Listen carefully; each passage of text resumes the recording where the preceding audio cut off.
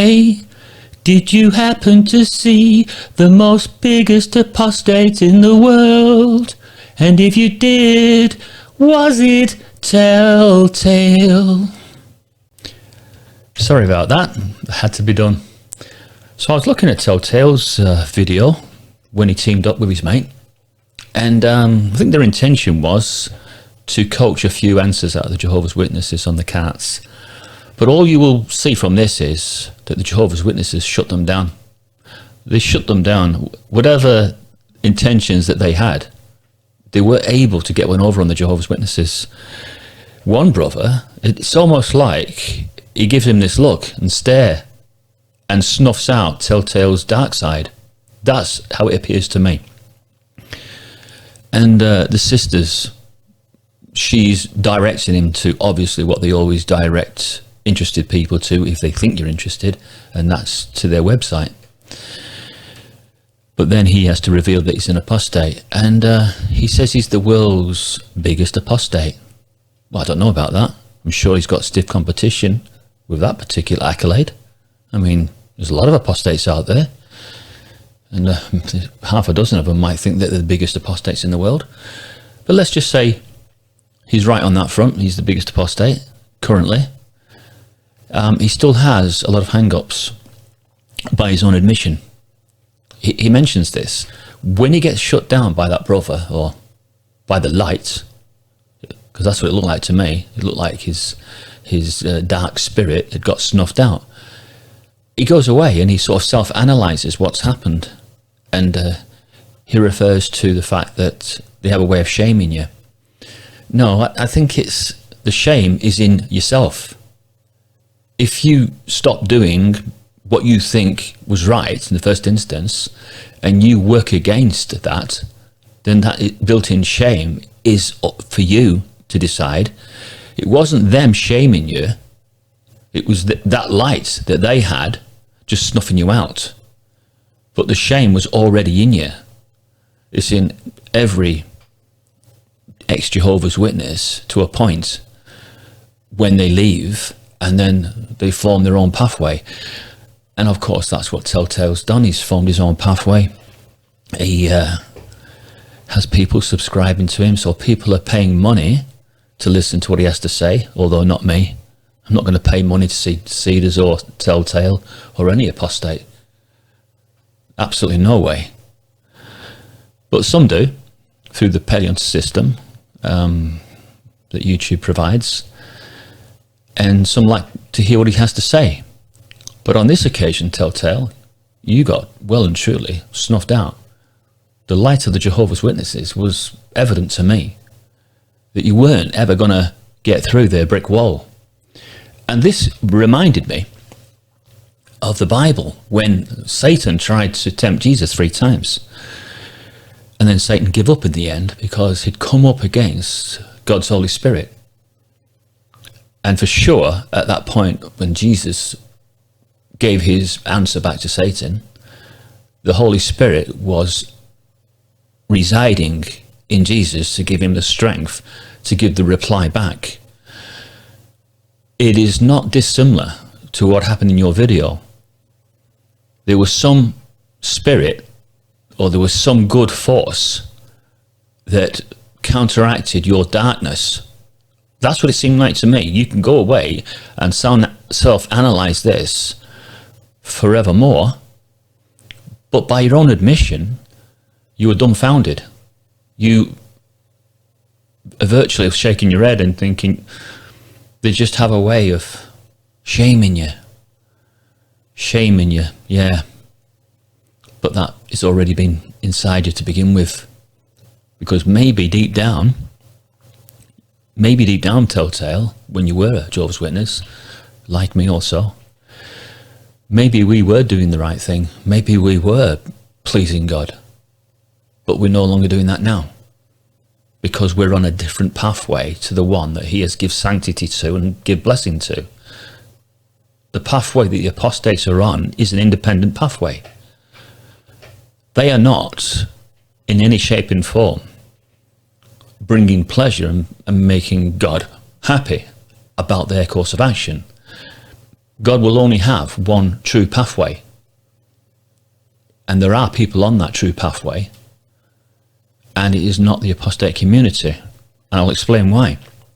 Because you're all at 6s and 7s, and many a time you're at loggerheads with each other, with your ideas. And no one apostate seems to agree with another. You've all got your independent thoughts.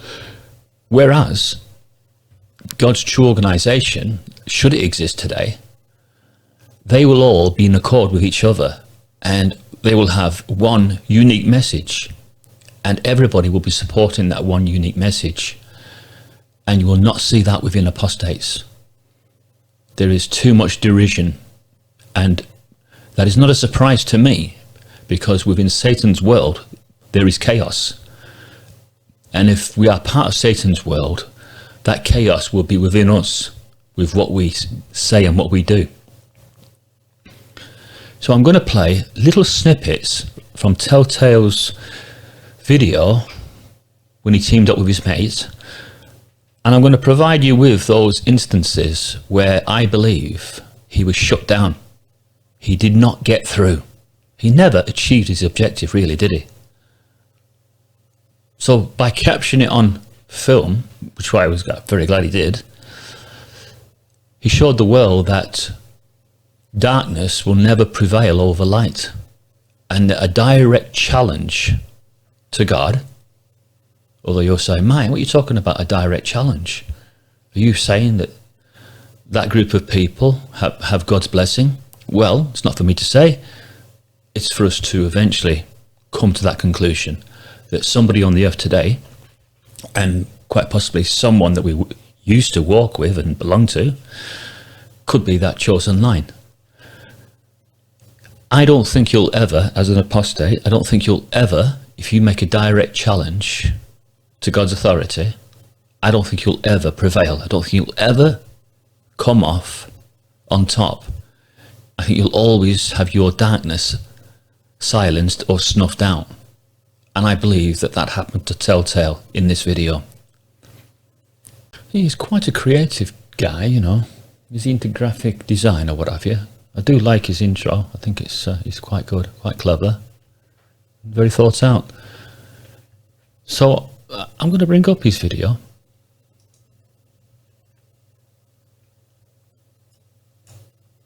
Just put it over there for a sec. Give my retro game channel a look. I just launched it recently. I talk about all kinds of game-related subjects. I think it's pretty interesting, but I'm probably biased. Anyways, let's get into it. Necessary. Hey guys, I'm Drew from Genetically Modified Skeptic. And I'm Telltale, and we're out here looking for some card witnesses. We'll see what happens. Gonna tell them I'm a Jehovah's Witness to start off, and then I'm gonna reveal who I really am and see how they react. Say, hey guys, like I'm a witness myself. I think that I should claim loose affiliation, not direct I am currently. I think that they'll be more willing to talk about their doctrine and explain things more clearly if they don't realize that I'm... Just going to pause it there for a sec. Loose affiliation was probably the way to go. When I talk to them up and down the English seaside towns, I've engaged them in conversation for nearly up to an hour, because I know what to say to them. I know that if you come across and steer them too quickly, they will feel manipulated. And these guys, because they're filmmakers, independent filmmakers and apostates to boot, they were trying to steer them too quickly. You have to have a lot of patience with Jehovah's Witnesses on the carts. And that's why I'm able to talk to them for hours. And I don't film them, but should I have filmed them, I would have got some very interesting answers, especially about when I was speaking to a sister in Rill, and she told me that she can't wait for the carnage to begin of Armageddon. If I would have filmed that, that would have been quite an eye-opener. So they make a direct challenge, you see, to the Jehovah's Witnesses. So the Jehovah's Witnesses are going to feel threatened at this point. And then he kind of refers, you know, he says, I'm the biggest apostate in the world. But is that a boast? I mean, is that something to be proud of, to be a big apostate? Isn't that not like waving a red rag to a bull? You know, that's almost like a direct challenge, isn't it, to light? And then he has the temerity to show his tattoo of the wild beast. What did he expect? That they would get down and fall down in fear and think that that was something to behold and something marvelous? I mean, is he completely delusional? All he ever was going to achieve by showing them that 666 mark of the wild beast tattoo was an intense hatred for him. And he wears a couple of earrings, so he kind of gives himself away as a non-Christian type person. You know, he's not the epitome, is he, of light. He has a dark soul. The way he talks, it's almost as if he's talking within a dark being. You know, he's not an uplifting person or an encouraging or an enthusiastic person. So he is the wrong personality to talk to Jehovah's Witnesses. He needed to be more upbeat and bubbly and more effervescent, and he doesn't have that about him. He has a really, really dark cloud personality. No, I don't know him personally, you know, obviously I've not met him. I've not seen the real him. I've only seen the side that he wants to portray to the world by declaring himself the world's greatest apostate. Wonder what John Cedars thinks of that. You know, I thought John Cedars wants to be the world's greatest apostate. But before all them, there were others. Others before the internet that were known as great apostates. Anyway, let's play a bit more. So maybe I should just say, I have some family members who are Jehovah's Witness. If their guard goes up, then they're going to shut down and not consent to talk to us.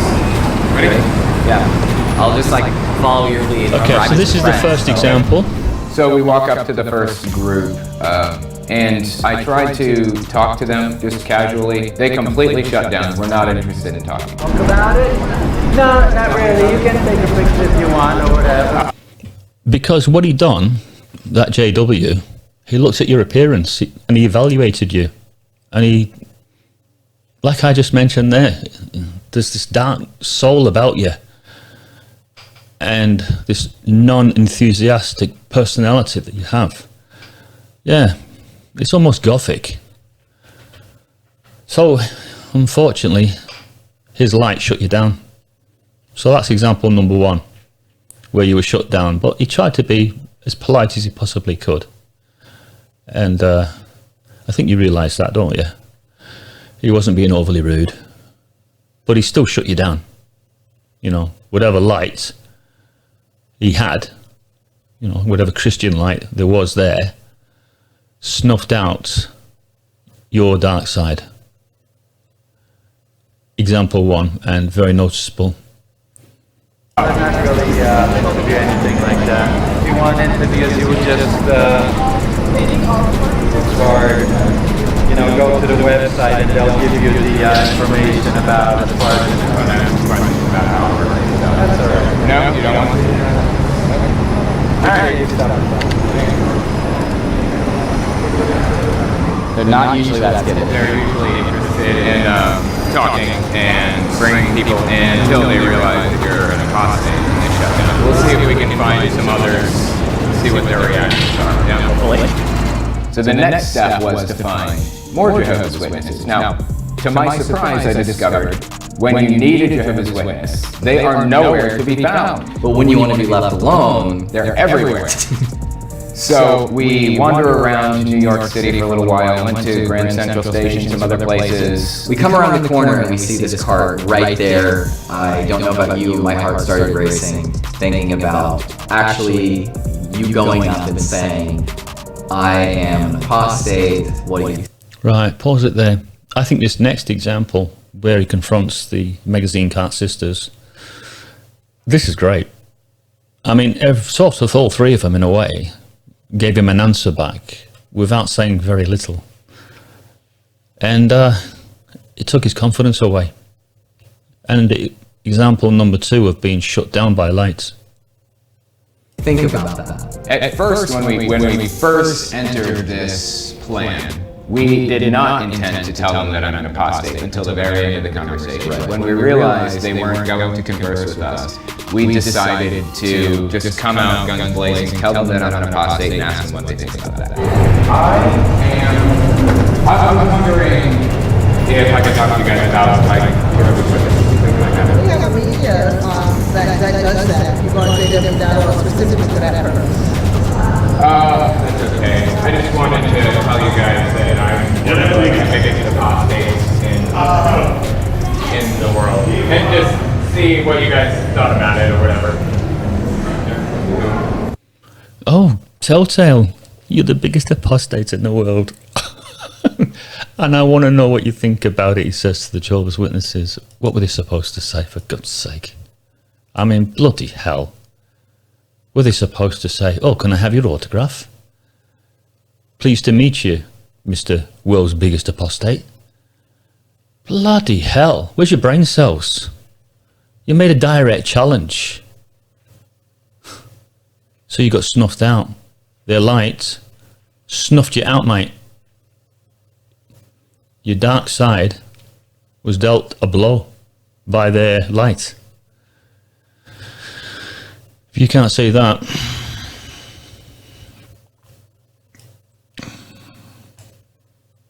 carry on. Yeah, check it out. I had a 666 tattoo. After I left, I got it. I thought that was kind of cool. Yeah, reason to boast. I got a 666 tattoo. Yay! Oh, brainless flipping morons, a pair of them. Yeah, I'm good. That sucks. That really sucks. They completely shut down. They completely stopped talking. Didn't make eye contact anymore. No more eye Wouldn't contact. look at him. Wouldn't respond to me. Wouldn't anything. They just said, we don't want to be on camera. You think that's typical? Yes. Oh my God. I'm actually surprised they didn't physically turn around. I thought that's what was going to happen. They're not a cult though. No, they're not. For real. Okay. An issue that I've recognized since is the fact that this cult mentality, the personality that they program into you is in you for life for the most part. It leads to you feeling... Yeah, it's in you for life. That's true. And that's probably the truest thing he said. The indoctrination process starts early, very early. With me, it was about 4 years of age or something like that. And when you go to school, when you wake up, when you go to sleep at night, you think all matters Jehovah's Witness. So you eat, drink, and sleep Jehovah. There's no other way to explain it. You do. It becomes more important than your peers, and your friends, your sports activities, girls. It becomes more important than girlfriends to have or to put Jehovah first. It is all consuming, and it can destroy you and leave you an empty shell. But we still have to decide whether somebody has light, and whether the Jehovah's Witnesses have this light, and whether when we were a Jehovah's Witness, we also had this light. Because I could almost name an example in my life where I felt as if I'd had a Holy Spirit experience. And that happened while I was a Jehovah's Witness. And I'm still perplexed to this day as to what happened. So, Telltale is sort of analysing this and suddenly realising that it's not so easy to steer a Jehovah's Witness against his will. Lots of shame the moment you realize somebody is showing you. It leads to a kind of a timidness to your personality. And it was really, really difficult to go up to these people and tell them that I was an apostate and see how they were going to react. All right, so, hey guys, I'm disfellowshipped. I'm one of the biggest apostates in the world.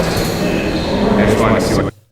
He's absolutely proud, isn't he, to refer to himself as the biggest apostate in the world. This next example is a brother. And I think he does make eye contact with Telltale, but something within the eye contact shuts down Telltale, shuts him down. It's either the light that Jehovah's Witness is able to throw at him without saying very much, but all of a sudden Telltale is just silenced, and then again he starts to self-analyze what happened. And I think that this is great. So I think this is example number 3 of light shutting down darkness. You thought about it, like how you feel about apostates. Yeah, that's right. I just want to see how you guys feel about apostates. Yeah. I used to be a Jehovah's Witness, and no longer. I'm actually the biggest. Semi-eye contact at the moment, but only semi-eye contact. The body language is priceless. He's already said 2 words that have put a big red flag here. So there's no answer yet, but it comes without saying very much. One of the biggest apostate activists in the world. I was wondering what the guys think about the work you're doing and stuff. Little look. Look at that. Look at that face. So that's a slight look in this direction here. And this is complete uncertainty now. Not knowing what he's going to say or what he's going to do. And this is an example of number 3, where light shuts down darkness. Okay. Yeah, check it out. I got this tattoo after I left. It's 666. Marker should be 2. You were snuffed out. Look how he walks away. He walks away as if he's just been defeated. Because he was. He was defeated. And what's more, what's coming up is him reflecting on that, reflecting on being ushered away and snuffed out. Symbolically speaking, obviously.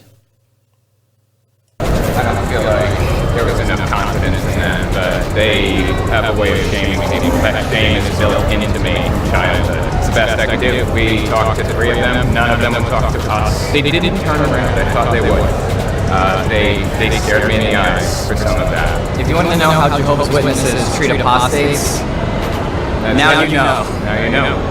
I'm not gonna lie, I felt kind of bad about influencing you to speak to these people when you have that built-in shame there. I'm just going to stop it there because they're analysing what's happened.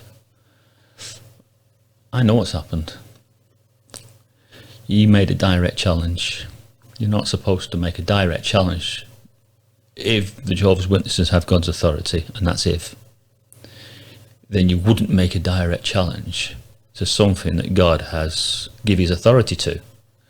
And if God has given his authority to the Jehovah's Witnesses and that governing body class and that religion as a whole, if he's given his authority to that religion, then the light that that religion has is always going to win over darkness or Satan's world, if you like. There's so much that happened in this video. There is so much that you can take away from it. But if you go back to Satan and the temptations of Christ, on 3 occasions, Jesus Christ, and with the help of the Holy Spirit that would have been in him, to give a reply back to Satan, it is that Holy Spirit we call God's little helper. When you need help, and you then pray for that help, it comes in a Christian term and sense. And I believe that that's exactly what happened, that the Jehovah's Witnesses on the magazine cards were the ones that came off victorious against these 2 guys. For me, these guys, all they proved was that the Jehovah's Witness religion is a religion that has a unique message that they are delivering at this time now. But when that message changes, and it will, because the current message is the good news will be preached in all the inhabited earth for a witness to all the nations, and then the end will come. But then they're given a new message, and that new message will sting, it will hurt when it's delivered. And I believe then Holy Spirit will have to be present in the Jehovah's Witnesses during this time of the tribulation when they're giving out the new message. The Holy Spirit will give them the strength to give out this message, and they will shut down the dark forces of apostasy. And you will not prevail. We won't prevail. So technically, we're all apostates if we're on a different pathway to the one that God has give sanctity to and blessing. And that is my conclusion. And my concluding thoughts is I won't be subscribing to Telltale.